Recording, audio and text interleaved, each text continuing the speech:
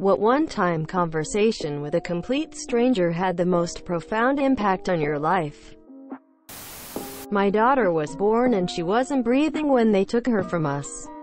I assumed she was dead, but she wasn't. When they took me to the NICU, she was tubed with all these scary monitoring. All the other babies were in incubators, but mine wasn't.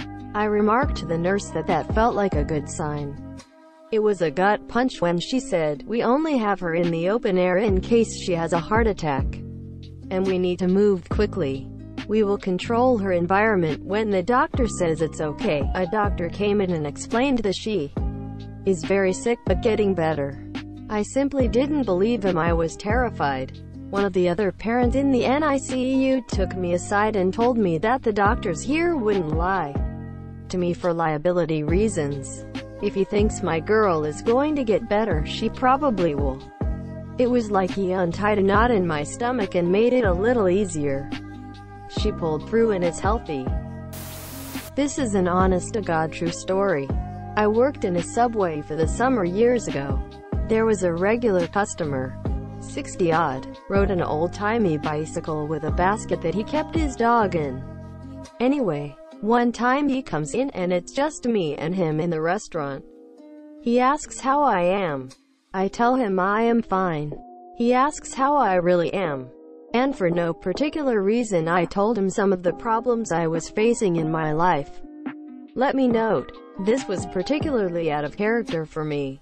I keep myself to myself and don't tend to open up to my closest friends and family, let alone strangers. He told me to breathe and listen to what the wind has to tell me. I didn't really know what to say to this, so I engaged in a thoughtful conversation with him. The way he spoke was unlike that of anyone I've ever met. So sincere, honest and calm. He proceeded to explain to me how he has the ability to mentally travel anywhere in the universe. He simply has to clear his mind and close his eyes, and he will travel outside of his body and see the wonders the universe has to offer. He paused to tell me, if I think he is crazy, just tell him to stop, as most people thought he was. By this point, I was completely hooked on his stories.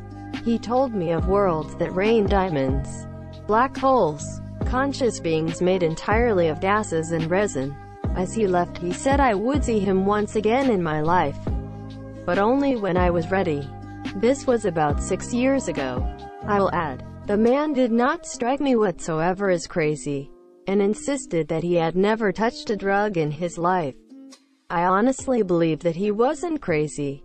I don't know if he was just fucking with me, having a bit of fun, or whatever, but the way he told me this story, I honestly believed every word.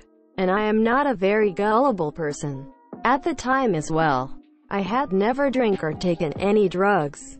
The story honestly sounds so ridiculously unbelievable, and I have never spoken to anyone of it, but I hope I see him again. The complete stranger part is tough. I just don't have in-depth conversations with people I don't know, but I'll volunteer a story of a conversation I had with someone that I only briefly interacted with, that they would have no clue how much I took to what they said. I worked at Arby's years ago. They instituted a policy that we had to break down the slicer twice a day.